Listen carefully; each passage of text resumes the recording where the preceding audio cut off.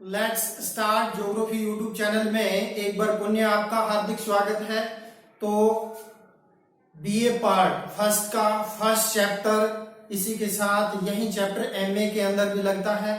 तो आज बेसिकली हम भारत का सामान्य परिचय का अध्ययन करेंगे, जिसके अंदर भारत की अक्षांशीय स्थिति, देशांतरीय विस्तार कितना है, भारत के किन किन देशों से सीमाएं लगती है और भारत का क्षेत्रफल विश्व संदर्भ में, भारत के संदर्भ में इनकी स्थिति का विस्तार से अध्ययन करेंगे।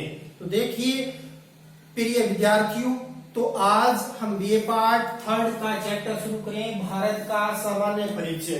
तो अब जब सामान्य परिचय की बात आती है तो हम सर्वप्रथम ग्लोब में भारत की स्थिति का अध्ययन करेंगे। तो देखिए सर्वप्रथम हम देखेंगे कि भारत कौन से गोलार्ध के अंदर है। यदि विश्व को दो गोलार्धों में बांट दिया जाए, उत्तर और दक्षिणी गोलार्ध के अंदर, तो भारत की स्थिति आ जाती है कौन से गोलार्ध में? उत्तरी गोलार्ध के अंदर भारत की स्थिति आ जाती है। यदि हम ग्लोब को चार भागों में बांट दिया जाए तो भारत की स्थिति कहाँ आ जाती है? उत्तर पूर्वी गोलार्ध में भारत की स्थिति है वो पाई जाती है।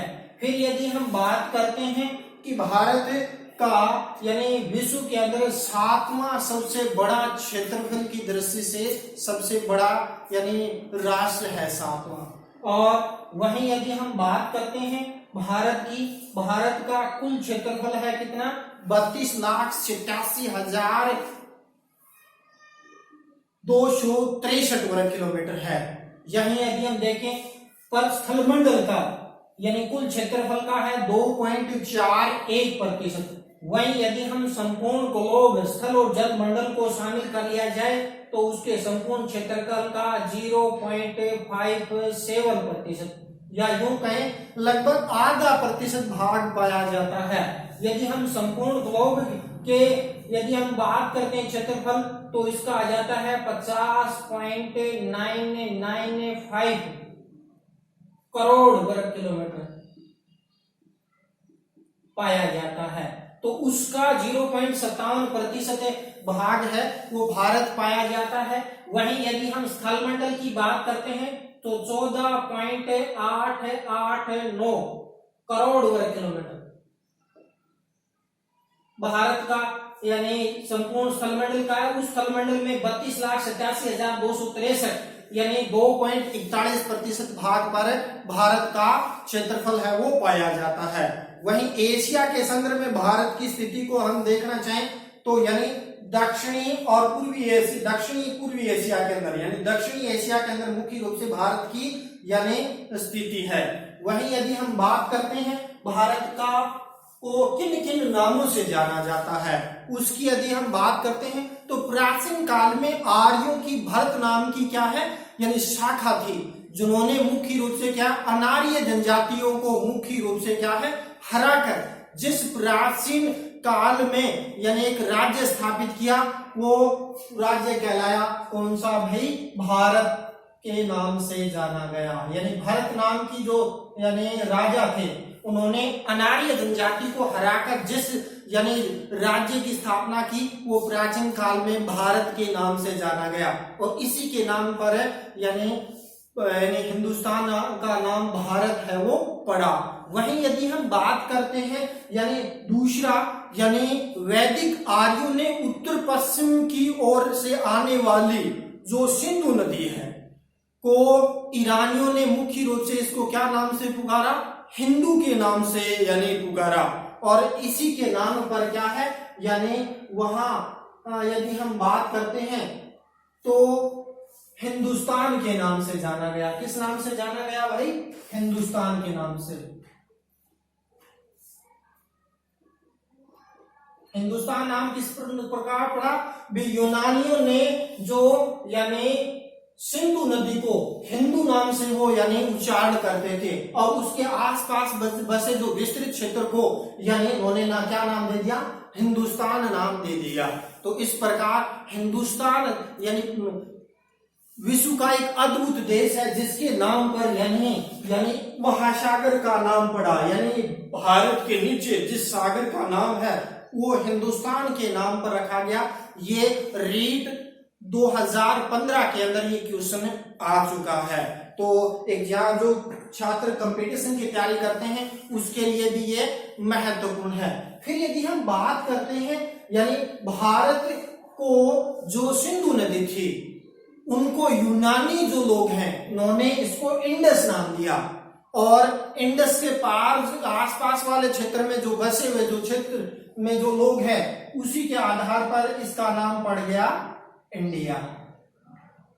तो इस प्रकार भारत को 3 नामों से भारत, हिंदुस्तान और इंडिया, और भारतीय संविधान के अंदर यानी ये प्रश्न भी पूछा गया कि भारतीय संविधान में यानी भारत को किस नाम से संबोधित किया गया है। भारत दैट इज इंडिया, यानी भारत और इंडिया शब्द का यानी उसमें संबोधन किया गया है संविधान के अंदर, उसका वर्णन किया गया है। ये भी रीट 2017 के अंदर ये प्रश्न है वो पूछा जा चुका है।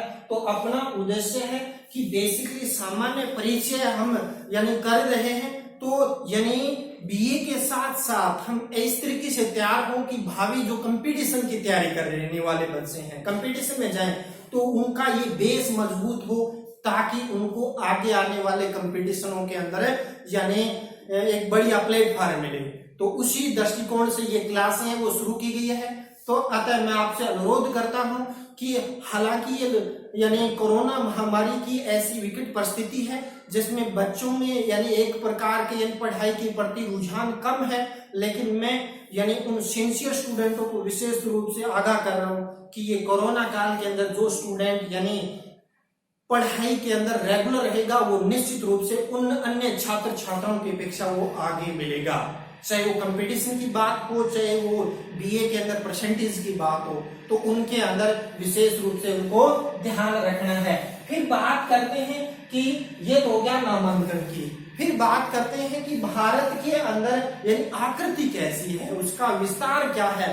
तो भारत की आकृति की यदि हम बात करते हैं तो विषम चतुर्भुजाकार आकृति की यानी फैला हुआ है, या यूं कहें चतुष्कोणीय आकृति के अंदर फैला हुआ है भारत। तो न तो कोणतः त्रिभुज है और न ही चतुर्भुज, तो यानी चतुष्कोणीय या सम चतुर्भुज के आकार की आकृति का भारत की आकृति फैली हुई है। एक यानी बोलवेता हुए स्ट्रैबो ने भारत की आकृति को कैसी बताया भाई? पतंग जैसी बताइए, पतंग की आकृति बताई है भारत की। क्या बताया है कि भारत की आकृति है वो पतंग जैसी है वो पाई जाती है। अब हम बात करते हैं भारत का विस्तार की। तो विस्तार की यदि हम बात करते हैं तो भारत का अक्षांशीय विस्तार देखें, मुख्य भूमि में 8 डिग्री 4 मिनट उत्तरी अक्षांश से लेकर 37 डिग्री 6 उत्तरी अक्षांश, ये तो है अक्षांशीय विस्तार। फिर यदि हम बात करते हैं देशांतरीय विस्तार की, तो देशांतरीय विस्तार यहाँ गुजरात में 68 डिग्री 7 से लेकर अरुणाचल प्रदेश में 97 डिग्री 25 पूर्वी देशांतर के अंदर यह स्थित है। क्यों? क्योंकि भारत के अंदर ग्लोब में देखें तो भारत उत्तर पूर्वी गोलार्ध में स्थित है, इसलिए यहाँ हम यानी अक्षांशीय विस्तार का अध्ययन करेंगे तो इसको उत्तर से संबोधित करेंगे 8 डिग्री 4 से 37 डिग्री 6 उत्तरी अक्षांश। वहीं ये विस्तार पूर्व के अंदर स्थित है, तो 68 डिग्री 7 से 97 डिग्री 25 पूर्वी देशांतरीय विस्तार है वो भारत का है पाया जाता है। फिर यदि हम बात करते हैं भारत के मध्यवर्ती भाग के अंदर यानी 23.5 डिग्री अक्षांश रेखा गुजरती है, जिसको हम क्या कहते हैं भाई? करक रेखा के नाम से जाना जाता है। क्या है भाई? करक रेखा, करक रेखा के नाम से जाना जाता है। तो भारत का ये भाग उष्णकटिबंधीय, ये शीतोष्ण कटिबंधीय जलवायु पाई जाती है। फिर यदि हम बात करते हैं भारत का यानी उत्तरी बिंदु तो इंदिरा कोल है, वही दक्षिण बिंदु की बात करते हैं तो इंदिरा पॉइंट पाया जाता है। तो इंदिरा पॉइंट से लेकर विषुवत रेखा की दूरी की यदि हम बात करते हैं तो 876 किलोमीटर दूर पर स्थित है, यानी भारत की स्थिति है वो प्रमुखता इसके अंदर पाई जाती है। फिर यदि हम बात करते हैं भारत की स्थलीय सीमा की लंबाई कितनी है भाई? यानी यहां से ले जाओ, यानी श्रीलंका से लेकर यहाँ आपका बांग्लादेश से लेकर इधर आपका म्यांमार, भूटान, नेपाल, चीन होते हुए यानी अफगानिस्तान, पाकिस्तान तक, यानी सर्कल रेखा तक भारत की कुल स्थलीय सीमा की लंबाई है कितनी भाई? 15,200 किलोमीटर लंबाई है वो स्थलीय सीमा की है, वो प्रमुखतः पाई जाती है। फिर यदि हम देखना चाहें कि भारत की यानी मुख्य भूमि व द्वीप सहित तटीय लंबाई, तो मुख्य भूमि की यदि तटीय सीमा की बात करते हैं तो भारत की ये 9 राज्य, गुजरात से लेकर यानी यहाँ पश्चिम बंगाल तक, यानी ये 9 राज्यों की तटीय यानी जलीय सीमा है वो प्रमुखता लगती है। और इसकी लंबाई की बात करते हैं तो 6100 किलोमीटर पाई जाती है। यानी मुख्य भूमि की जो जलीय सीमा कहें या तटीय सीमा है वो कितनी पाई जाती है भाई? यानी 6100 किलोमीटर पाई जाती है। यदि इसमें अंडमान निकोबार द्वीप समूह और इधर यानी ये लक्षद्वीप समूह को यदि हम मिला दिया जाए तो ये यानी लंबाई हो जाती है कितनी? यानी 7,556 किलोमीटर, 7,517 किलोमीटर कह दो या 7516.6 किलोमीटर लंबाई है। यानी मुख्य रूप से क्या है? यानी कुल यानी द्वीपीय और तटीय सीमा की लंबाई पाई जाती है। यानी वो कहें ये 9 राज्य प्लस यानी ये 2 यानी द्वीपीय क्षेत्र है, इनको मिला दिया जाए तो मुख्य रूप से इसकी लंबाई 7516 किलोमीटर पाई जाती है। और यदि कई बार पूछ लिया द्वीपीय लंबाई कितनी है तो 7516 में से 6100 यानी किलोमीटर घट जाएगा, तो यानी 1517 किलोमीटर यानी लंबाई द्वीपों की भी प्रमुखता इसके अंदर है वो पाई जाती है। फिर यदि हम बात करते हैं, हमने पहले भी डिस्कस किया था, भारत के निकटवर्ती महासागर हिंद महासागर का नाम किसके नाम पर पड़ा भाई? हिंदुस्तान के नाम पर। हिंदुस्तान के नाम पर, यानी ये दक्षिण का जो महासागर है, जो एम आकृति के शेप के अंदर प्रमुखता फैला हुआ है, ये जो महासागर है वो हिंदुस्तान के नाम पर पड़ा है। क्यों पड़ा है? कि यानी हिंद महासागर के तटवर्ती क्षेत्रों के अंदर लगभग 40 यानी देश, जिसमें कुछ द्वीपीय राष्ट्र है, कुछ स्तरीय राष्ट्र हैं, उसमें से भारत जितनी लंबाई किसी भी यानी देश की नहीं लगती। इसलिए क्या है, यानी भारत हिंदुस्तान के नाम पर यानी हिंद महासागर का नामांकन रखा गया। और ये भी रेट एग्जाम 2017 के अंदर इस प्रश्न को भी इसके अंदर पूछा गया है, तो ये भी महत्वपूर्ण है एग्जाम की दृष्टि से। फिर हम बात करते हैं भारत के अंदर कितने राज्य पाए जाते हैं, तो पिछले यानी वर्ष के अंदर यानी भारत के मैप के अंदर राज्यों के अंदर थोड़ा परिवर्तन आया था। पहले 29 राज्य और 7 केंद्र शासित प्रदेश थे, बाद में जम्मू कश्मीर का विभाजन हो गया, 2 केंद्र शासित प्रदेश बना दिए, तो राज्य तो हो गए 28, लेकिन केंद्र शासित प्रदेश हो गए 9। कब? 31 अक्टूबर 2019 को कितने हुए? 28 राज्य, 9 केंद्र शासित प्रदेश। लेकिन उसके बाद 2 केंद्र शासित प्रदेशों को मर्ज कर दिया गया। उसके बाद केंद्र शासित प्रदेश बच गए कितने? 8, जिसमें दमन और द्वीप दादर नगर हवेली को आपस में मिला दिया गया। तो अब केंद्र शासित प्रदेश की संख्या होगी है कितने? यानी इसके अंदर 8 और राज्यों की संख्या हो गई है 28। तो इस प्रकार ये यानी भारत के राज्यों का विवरण हो गया।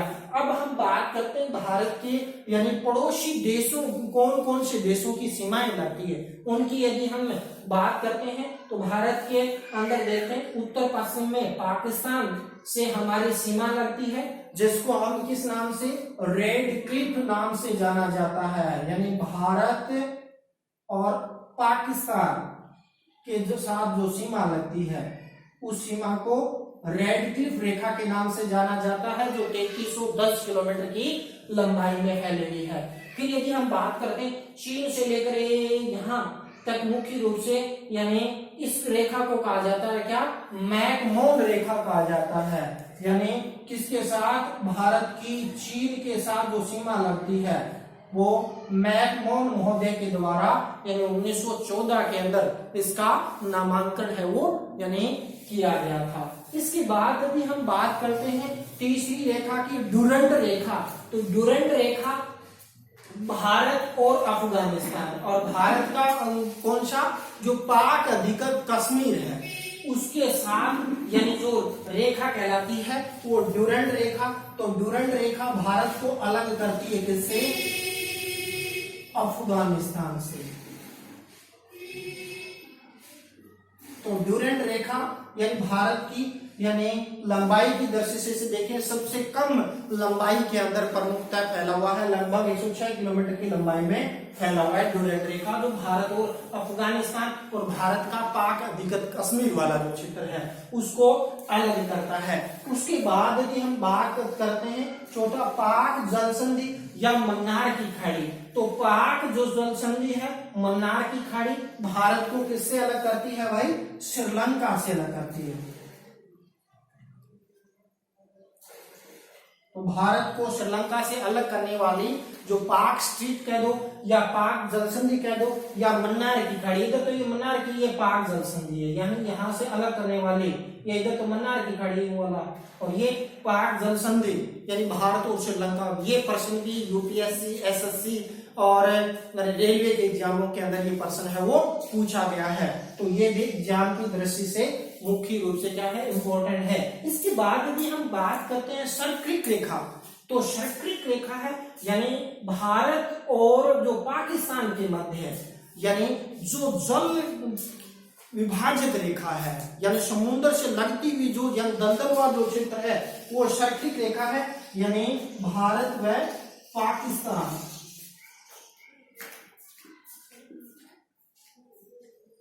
को यानी जलीय क्षेत्र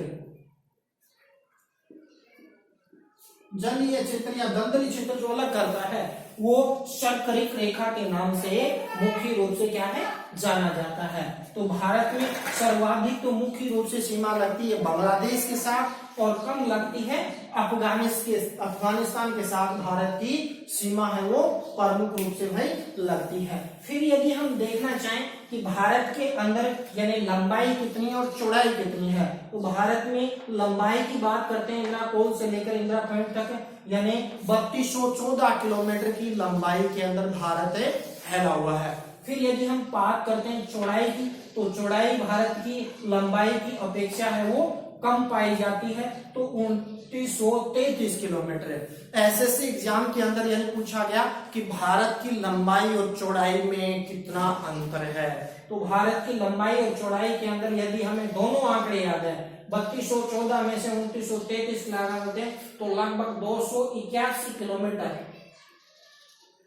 डिफरेंस है वो प्रमुखता इसके अंदर है वो पाया जाता है। फिर यदि हम बात करते हैं कि भारत के अंदर यानी उत्तरतम बिंदु हमने डिस्कस कर लिया इंदिरा कोल और इंदिरा पॉइंट, वहीं यदि हम बात करते हैं भारत का दक्षिणतम बिंदु यानी यहाँ अंडमान निकोबार द्वीप समूह के अंदर है जिसको हम तगलेनियन पॉइंट, पार्सन पॉइंट के नाम से भी प्रमुखतः जाना जाता है। तो भारत के अंदर यदि हम बात करते हैं मध्यवर्ती भाग में से जो यानी 23.5 डिग्री अक्षांश गुजरते हैं जिसको हम कर्क रेखा कहते हैं, तो कर्क रेखा भारत के कौन कौन से राज्यों से गुजरती है इसको भी हम डिस्कस कर लेते हैं।